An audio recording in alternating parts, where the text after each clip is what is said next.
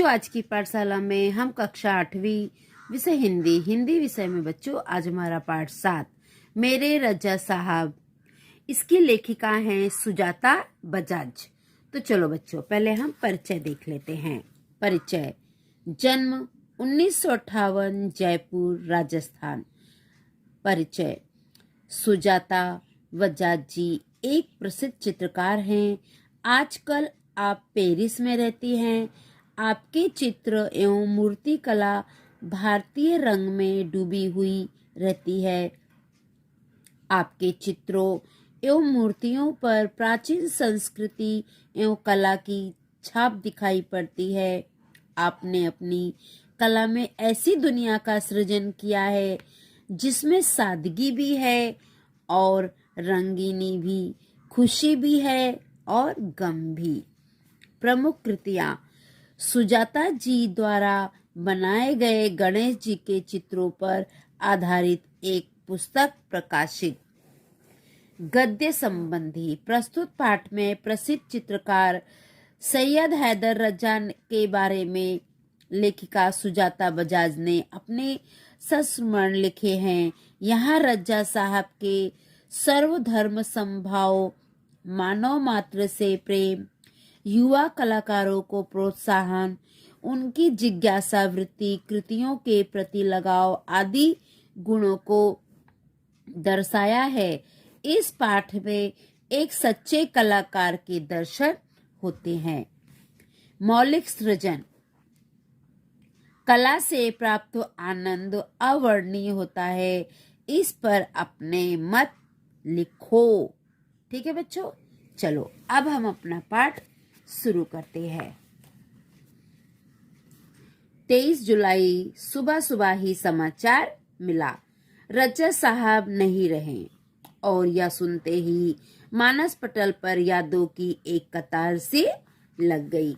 लेखिका कहती है कि 23 जुलाई को सुबह सुबह ही समाचार मिला कि रजा साहब नहीं रहे, उनकी मृत्यु हो गई है। और यह सुनते ही मानस पटल पर यादों की एक कतार सी लग गई। पिछले फरवरी की ही बात है, मैं दिल्ली पहुंची थी अपनी गणपति प्रदर्शनी के लिए। लेखिका कहती है कि ये पिछले फरवरी की ही बात है, मैं दिल्ली पहुंची हुई थी अपने गणपति प्रदर्शनी के लिए। सोच रही थी रजा साहब शायद अपनी व्हील चेयर पर मेरी प्रदर्शनी के उद्घाटन के अवसर पर आ जाएं, पर उस रात कुछ अनहोनी सी हुई। उस रात रजा साहब सपने में आए, मुझे उठाया, हमने बातें की। शो के लिए मुझे उन्होंने शुभकामना दी और कहने लगे, सुजाता एक बार मुझसे मिलने आ जाओ, अब मैं जाने वाला हूँ। इसके बाद तो रुकना मुश्किल था। मैं पहुंच गई उनसे मिलने। वे अस्पताल में शून्य की तरह लेटे हुए थे। मैंने उनके हाथों को छुआ, सिर्फ सांस चल रही थी। अलविदा कहकर लौट आई।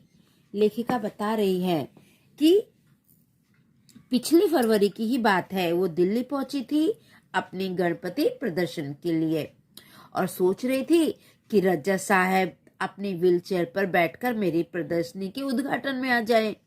पर उस रात ना कुछ अलग अनहोनी सी हुई बच्चों।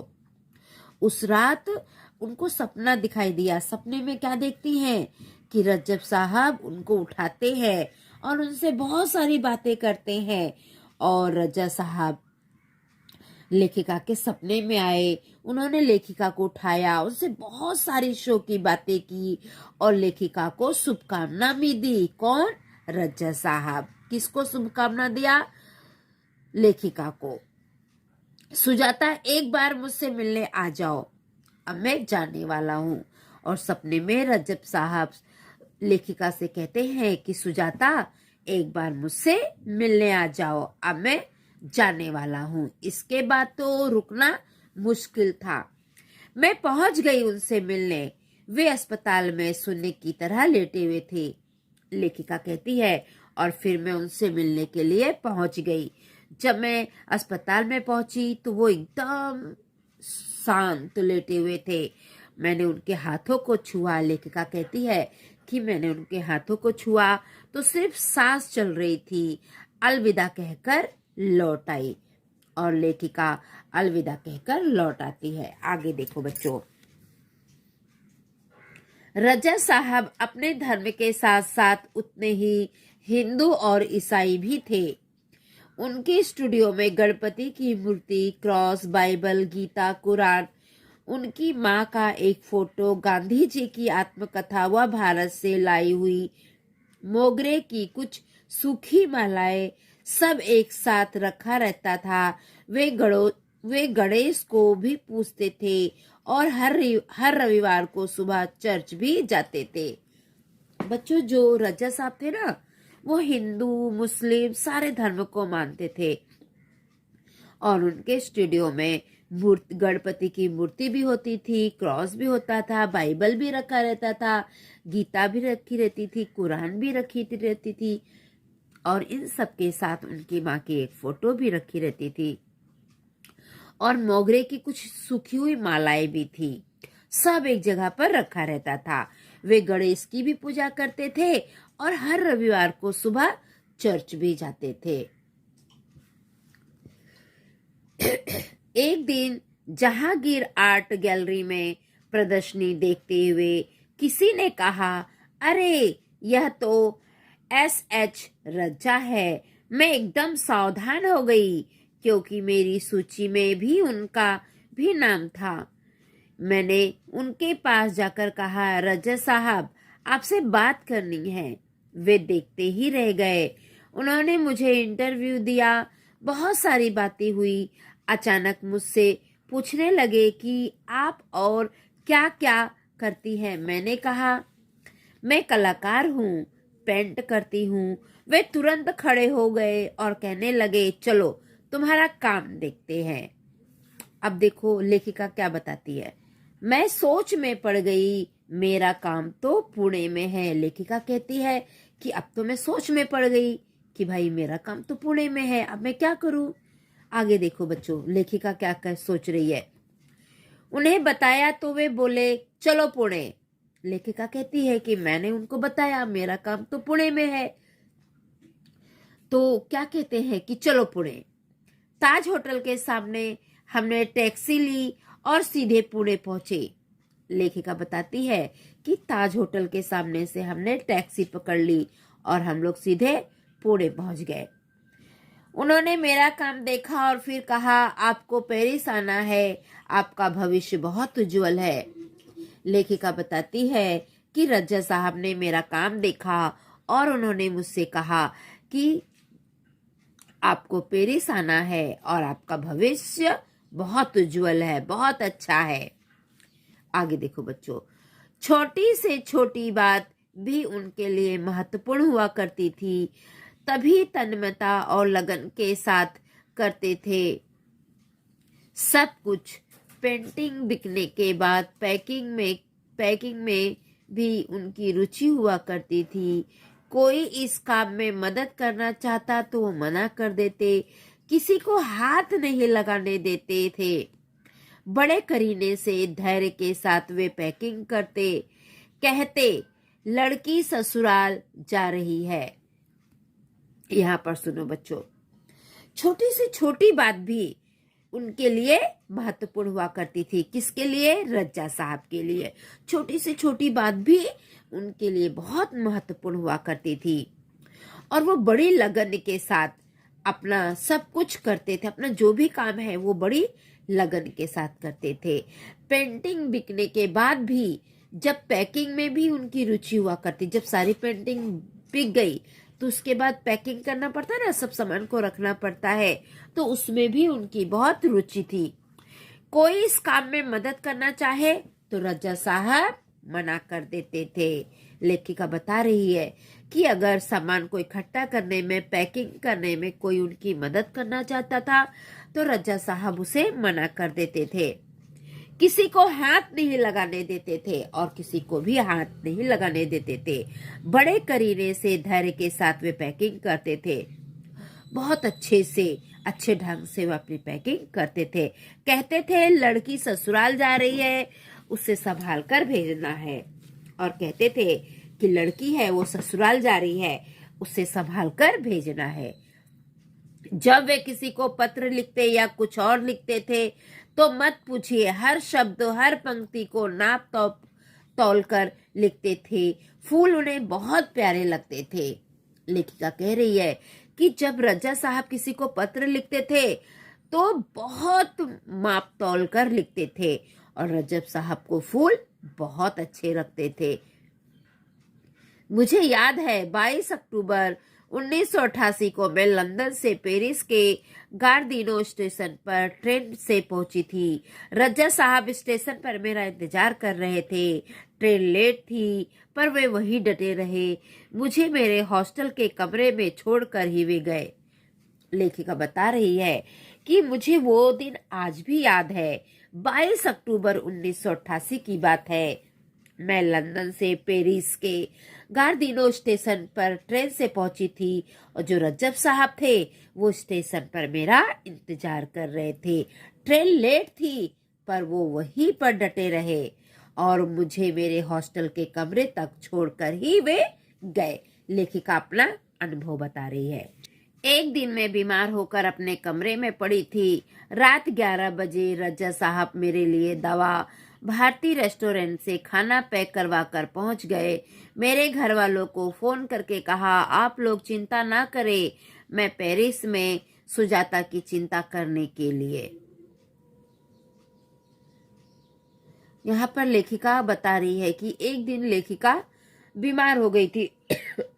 सॉरी बेटो।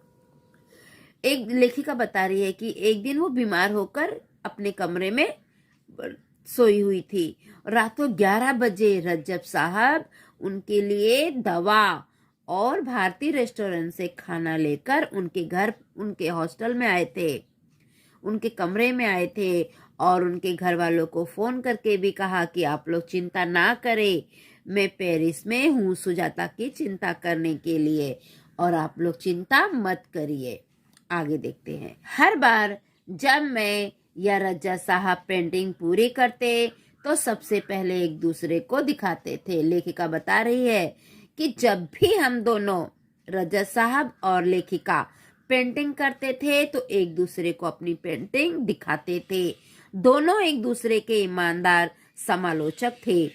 हमने मुंबई, लंदन, पेरिस और न्यूयॉर्क में साथ साथ प्रदर्शनियां की पर कभी कोई विवाद नहीं हुआ। यह उनके स्नेह व अपनेपन के कारण ही था।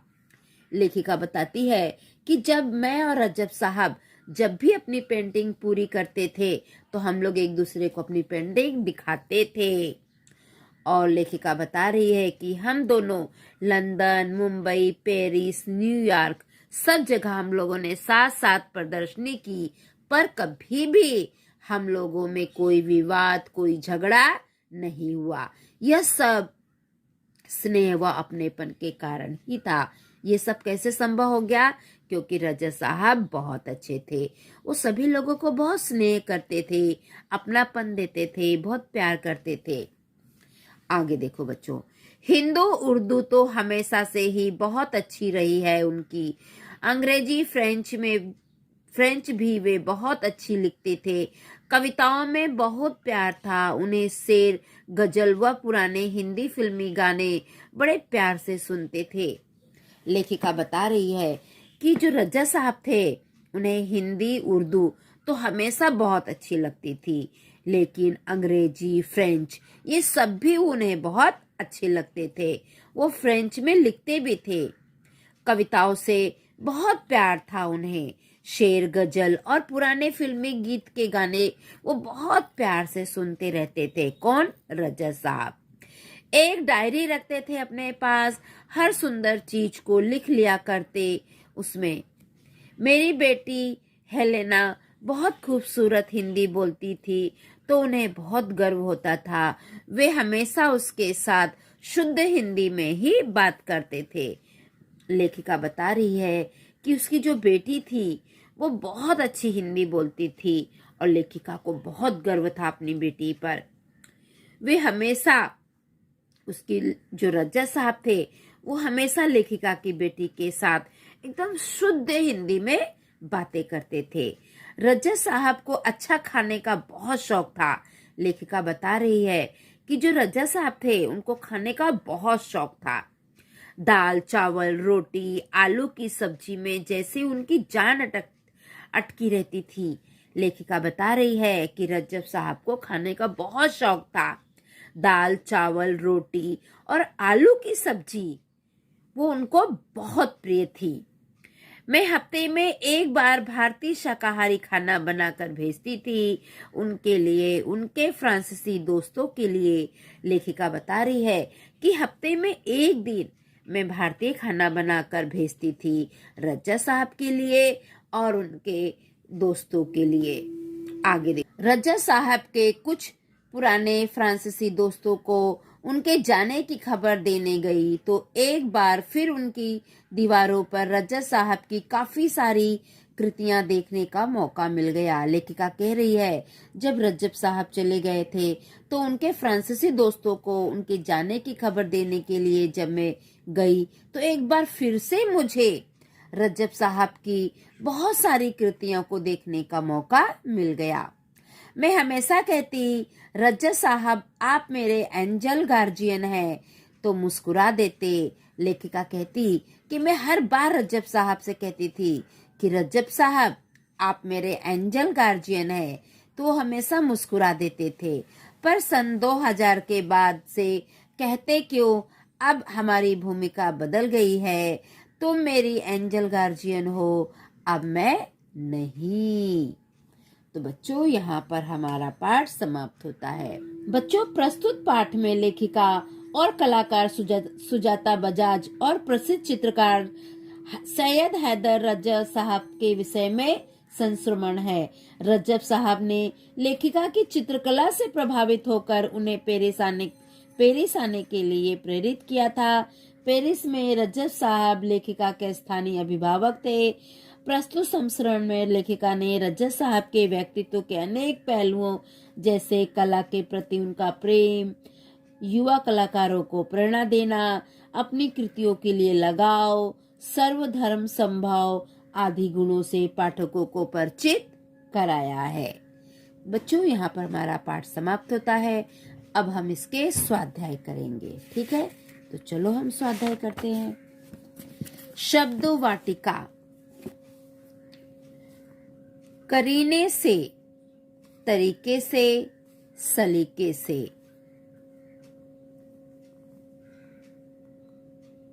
समालोचक, गुण दोष आदि का प्रतिसाद करने वाला। जिज्ञासा, उत्सुकता। अनहोनी, असंभव, न होने वाली। सूचना के अनुसार कृतियां करो, जैसी सूचना रहेगी वैसे हमें कृति करना है।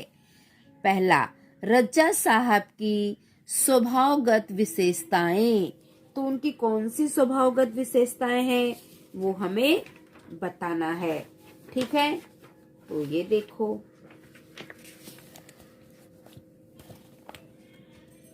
उनके लिए छोटी से छोटी बात भी महत्वपूर्ण हुआ करती थी। दूसरा, वे सब कुछ बड़ी तन्मयता और लगन के साथ करते थे। पेंटिंग बिकने के बाद स्वयं पैकिंग किया करते थे। किसी की भी मदद लिए बिना बड़े करीने से धैर्य से पैकिंग करते थे। ये आपको लिखना है। हमारा दूसरा प्रश्न क्या है? आगे देखो, कृति पूर्ण करो। यहाँ पे कृति हमें पूर्ण करना है। दोनों ने मिलकर चित्रों की प्रदर्शनियां यहाँ की थी। लेखिका और रजब साहब ये दोनों ने मिलकर चित्रों की प्रदर्शनियां कहाँ की थी बच्चों? मुंबई में की थी, लंदन में, पेरिस, न्यूयॉर्क। ठीक है, तो आप ऐसे लिखिए, मुंबई, लंदन, पेरिस, न्यूयॉर्क, ये चारों जगह पर उन्होंने अपनी प्रदर्शनी की थी। आगे प्रश्न तीसरा, सूची तैयार करो। पाठ में आए विविध देशों के नाम। इस पाठ में हमने कौन कौन से देशों के नाम पढ़े? Bharat, Paris, London, New York. ठीक है। दूसरा प्रश्न है, पाठ में उल्लिखित विविध भाषाएं। पाठ में कौन कौन सी भाषाएं आई है? हिंदी, उर्दू, अंग्रेजी, फ्रेंच। ठीक है। चौथा, कृति पूर्ण करो। खाने की इन चीजों में रजत साहब की जान अटकी रहती। कौन कौन सी चीज थी? दाल, चावल, रोटी, आलू की सब्जी, है ना। आगे देखो, भाषा बिंदु। पाठ्य पुस्तक से 10 वाक्य चुनकर उनमें से उद्देश्य और विधेय अलग करके लिखो। तो चलो मैं आपको बताती हूँ बच्चों। उत्तर देखिए बच्चों। पहला, तीसरी बहन बस सोचती रही। इसमें उद्देश्य क्या है? तीसरी बहन। विधेय क्या है? बस सोचती रही। दूसरा, मेरी लड़की ने मुझसे पूछा। उद्देश्य मेरी लड़की ने, विधेय मुझसे पूछा। तीसरा, सभी लोग सकते में आ गए। उद्देश्य सभी लोग, विधेय सकते में आ गए। चौथा, रजत साहब उस रात सपने में आए। उद्देश्य रजत साहब, विधेय उस रात सपने में। पांचवा, श्रीमती जी ने घड़ी में अलार्म लगा दिया। उद्देश्य श्रीमती जी ने, विधेय घड़ी में अलार्म लगा दिया। छठा, नया ठेकेदार ईमानदार था। उद्देश्य नया ठेकेदार, विधेय ईमानदार था। सातवां, जीव ने नम्रता बनाए रखी। उद्देश्य जीव ने, विधेय नम्रता बनाए रखी। आठवां, ग्रामीण नदी में कूदा। उद्देश्य ग्रामीण, विधेय नदी में कूदा। नौवां, मैं अंग्रेजी माध्यम में पढ़ने लगा। उद्देश्य मैं, विधेय अंग्रेजी माध्यम में पढ़ने लगा। 10वां, राजा ने राजकुमारी को गले लगा लिया। उद्देश्य राजा ने, विधेय राजकुमारी को गले लगा लिया। तो बच्चों ये उत्तर आप ध्यान से लिख लीजिए। चलो आगे देखते हैं। जहाँ चाह होती है वहाँ राह निकल आती है। इस सुवचन पर आधारित 80 शब्दों तक कहानी लिखिए। इसके ऊपर आधारित आपको कहानी लिखनी है। जहाँ चाह होती है वहाँ राह निकल आती है। तो बच्चों एक छोटी सी कहानी मैं आपको बता रही हूँ। उत्तर, महेश गांव में नासिक शहर में आई एक गरीब कामवाली का पुत्र था।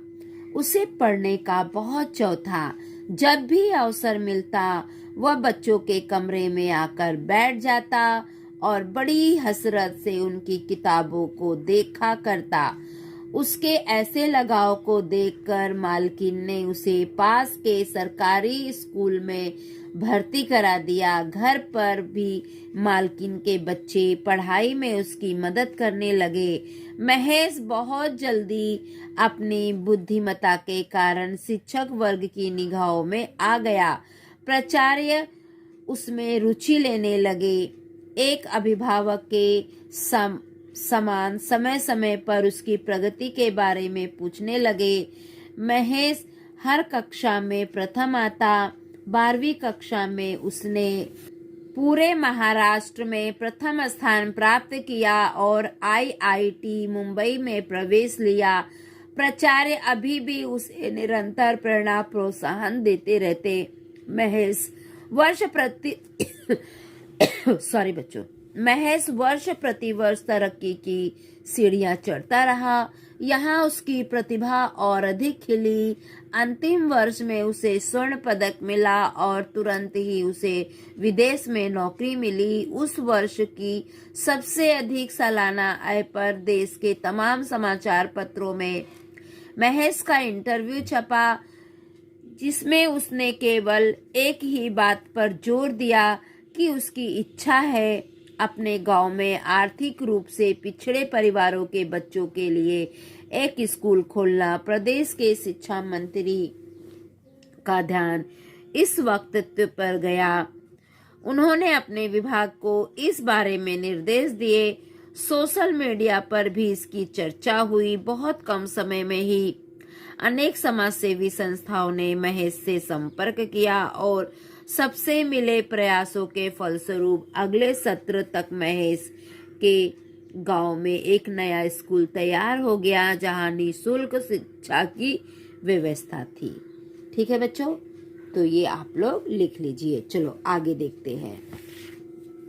मैंने समझा, आपने इस पाठ से क्या समझा वो आप यहाँ पे लिखिए। ठीक है बच्चों।